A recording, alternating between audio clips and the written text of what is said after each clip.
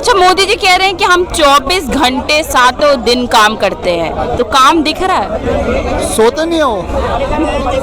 आप बताओ, सोते नहीं है? अब ये तो मोदी जी का कहना है, हो जाने। ऐसा कोई सा इंसान है ही नहीं इस दुनिया में को बिना सोए काम कर लिया, खड़ा भी हो जाए बिना सोए। आप अगर 24 घंटे में ना, अगर आप 6 घंटे भी नींद नहीं लेती हो ना, आप यहाँ खड़े होकर आपके पास एक्टिविटी नहीं होगी बात करने की, आप नींद में यूं ही गिर जाओगे। तो आप झूठी बातें, सारी उनकी झूठी बातें, और उसको ना लोग और फैला रहे हैं उनकी झूठी बातों को।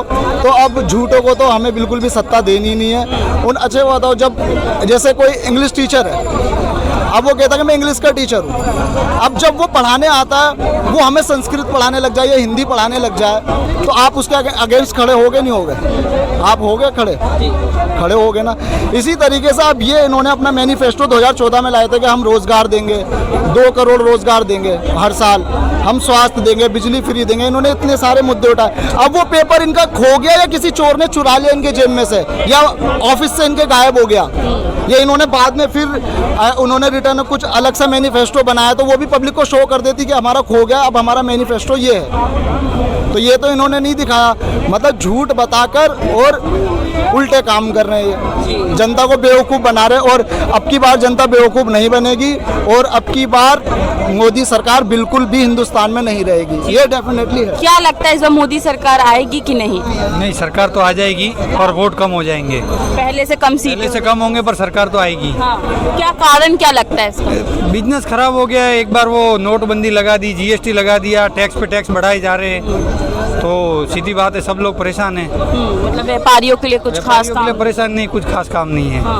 इसके तो लिए कह रहे हैं कि हमने बहुत काम किया है, जनता देख रही है मेरे लोगों के लिए, छोटे लोगों के लिए नहीं है। मतलब सारे काम उद्योगपति के लिए, उद्योगपतियों के लिए। हम तो झेला ले लेके परेशान हो गए, धूप में घूम रहे हैं। क्यों आएंगे आप? क्यों आएंगे? अभी बात बोलने का वो उनका तरीका अच्छा है, उनका बोलने का तरीका अच्छा है, इसके लिए उनको वोट मिल जाएंगे। बोलने का तरीका अच्छा उनका, मोदी जी का, हाँ, इसके लिए वोट मिल जाएंगे उनको।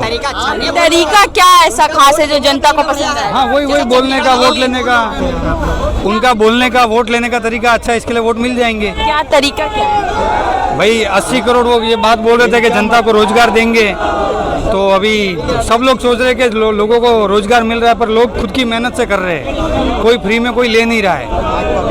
मतलब मोदी जी के वादे को लेकर आपका कहना है कि वादे कुछ और हैं, कर कुछ वादे कुछ और, सब अपनी मेहनत से कर रहे हैं। जो बोल रहे वैसा कुछ नहीं है, सब अपनी मेहनत से कमा रहे हैं, फ्री में कोई चाहता भी नहीं और फ्री में कुछ मिल भी नहीं रहा है। ऐसा तो कई गारंटी किए थे रोजगार को लेकर कि 2 करोड़ रोजगार देंगे, महंगाई कम करेंगे, लग रहा है नहीं, अभी पढ़े लिखे लोग ज्यादा बेरोजगार है। हाँ, पढ़े लिखे लोग ज्यादा बेरोजगार है। हाँ, मतलब बेरोजगारी के लिए कुछ खास काम नहीं, वो कुछ खास काम नहीं है। महंगाई को लेकर क्या? महंगाई बढ़ी रही है ना, बढ़ी रही है रोज की रोज, कहाँ कम हुई है? हर चीज़ का भाव बढ़ गया है, रिक्शे का भाड़ा बढ़ गया है, खाने का अनाज का भाड़ा बढ़ गया है, भाव बढ़ गया है, सब चीज़ का बढ़ गया है। क्या चाह रहे हैं इस बार? बदलाव चाह रहे हैं, बदलाव देखना चाह रहे हैं? मैं क्या बोल रहा हूँ, वोट कम आएंगे, गिरेंगे, पर सरकार उनकी आ जाए, क्योंकि लोग उनका बोलते हैं इस तरीके से कि लोगों को भ्रमित हो जाते हैं। इनका कहने का मतलब ये है कि वो इतने बढ़िया जुमले छोड़ते हैं कि लोग जो है उनके उसमें झांसे में फंस जाते हैं, लेकिन 10 साल हो गए, 10 अब नहीं फंसेंगे, क्योंकि सबको ये बात पता है कि उन्हें का नौकरी कौन दे रहा है। 2 करोड़ नौकरी हर साल का वादा किया था, यही नरेंद्र मोदी जी थे, लेकिन कितना हुआ? उन्हें 0 बटा सन्नाटा।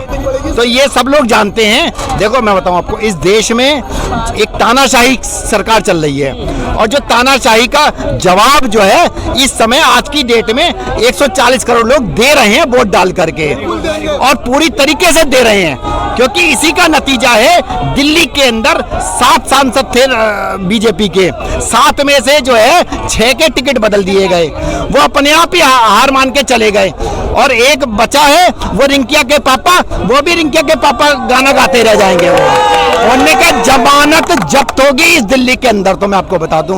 और अब आजा पूरे देश के अंदर अगर इतने ही 400 पार आ रही हैं और सीटें नहीं, नरेंद्र मोदी मोदी जी सीटें नहीं कह रहे, वो कह रहे अब की बार 400 पार, अब की बार 400 पार क्या जाएगा?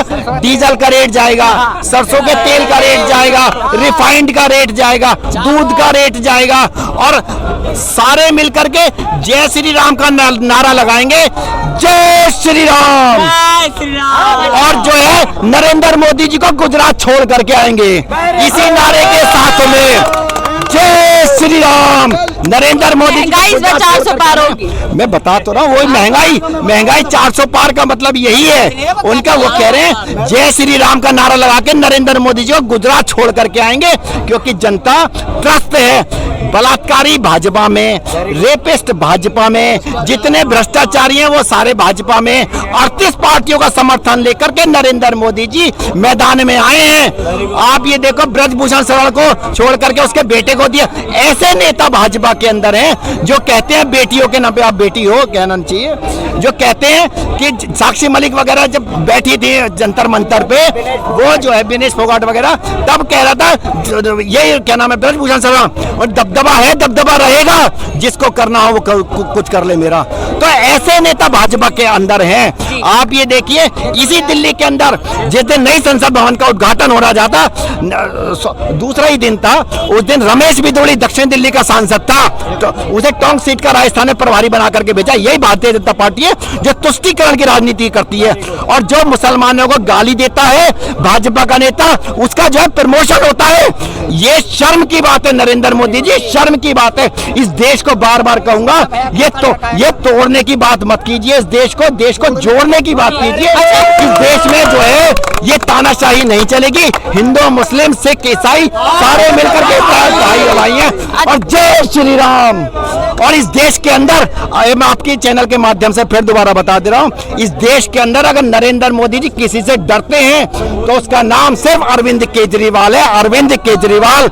और अरविंद केजरीवाल जिस दिन से अंतरिम जमानत पर रिहा हुए हैं, उस दिन के बाद से नरेंद्र मोदी जी के और अमित शाह जी के बोल जो है बदल चुके, सुर बदल चुके हैं, क्योंकि उन्हें ये बात पता है कि सरकार जा रही है। और ये सारे लोग रात को सपने में आते हैं नरेंद्र मोदी जी के, अरविंद केजरीवाल, जिसका नाम अरविंद केजरीवाल है, वो ही एक अरविंद केजरीवाल ही है जिसकी वजह से जो है ये देश बचा हुआ है, दिल्ली बची हुई है। मोदी जी का बयान आया जिसमें वो कह रहे हैं कि कांग्रेस जो है वो आरक्षण करती है धर्म के नाम पर, सहमत है? देखिए, जिस तरीके से प्रधानमंत्री जी ने जो बयान दिया है ये बहुत ही गलत है, और चुनाव आयोग इस पर सख्ती से कार्रवाई करे। अगर मोदी जी ने, देखिए, एक धर्म का नाम लेके आप ये कह रहे हो जिनके ज़्यादा बच्चे हैं, जो घुसपैठिए हैं, नाम लेकर आप सीधा टारगेट कर रहे हैं। तो प्रधानमंत्री जी को जो 2014 में प्रधानमंत्री बनाया था, वो देश की तमाम जनता ने, वो तमाम लोगों के प्रधानमंत्री हैं। और जब एक संवैधानिक पद पर कोई भी व्यक्ति बैठा होता है तो वो कसम खाता है, वो शपथ लेता है कि मैं बिना किसी भेदभाव के, बिना किसी धर्म और जाति के भेदभाव कर कार्य करूंगा। और प्रधानमंत्री जी का ये बयान चुनाव के समय पर आना, ये साफ दर्शाता है कि जब ये पूरी तरीके से फेल हो गए, और 1980 के बाद से एक भाजपा का इतिहास रहा है कि इन्होंने चुनाव में हिंदू मुस्लिम ना किया हो, ये तो हो ही नहीं सकता। तो हार की सीधी सीधी बौखलाहट है। जिस तरीके से प्रधानमंत्री जी ने एक समुदाय के खिलाफ जो बात कही है, ये बहुत गलत है। प्रधानमंत्री मोदी जी को अपने इस बयान पर माफी मांगनी चाहिए। और जो जिस तरीके के बयान, देखिए, जब परिवार का मुखिया गलत बोलेगा, गलत भाषा का इस्तेमाल करेगा, तो उसके परिवार के जो सदस्य होते हैं वो भी गलत बयान देते हैं। आपने देखा सीपी जोशी जी ने क्या कहा कि अगर इस बार भाजपा की सरकार बनी तो बाबर की नस्लें भी जय श्री राम कहेंगी। अब ये बताइए, बाबर की नस्लें कहाँ बची हैं यहाँ? और एक तरीके से भाजपा वाले कहते हैं बाबर लुटेरा था, बाबर कूड़ था, बाबर हत्यारा था, बाबर ने मंदिर तोड़े थे, बाबर ने बहुत से लोगों को धर्म परिवर्तन कराया था। एक तरफ आप मुसलमानों को टारगेट कर रहे हैं, तो क्या जो देश का मुसलमान है वो हत्यारा है? क्या किसी मुसलमान ने मंदिर तोड़ा? क्या कोई मुसलमान लुटेरा है? तो आप एक तरीके से पूरे एक समुदाय को गाली देने का काम जो ये भारतीय जनता पार्टी के लोग कर रहे हैं, ये साफ दर्शाता है कि भारतीय जनता पार्टी हार रही है। जो ये 400 पार का दावा कर रहे हैं, अगर 400 पार का दावा करते तो ये मोदी जी मन से कहते, भाई और बहनों, मैंने देश के अंदर देश को विश्व गुरु बना दिया, देश को विकसित कर दिया, मैंने तमाम नौकरियां दे दी, मैंने तमाम फैक्ट्रियां लगा दी, मैंने तमाम डेवलपमेंट किया, तमाम इंप्लीमेंट किया, लेकिन सब कुछ नहीं किया।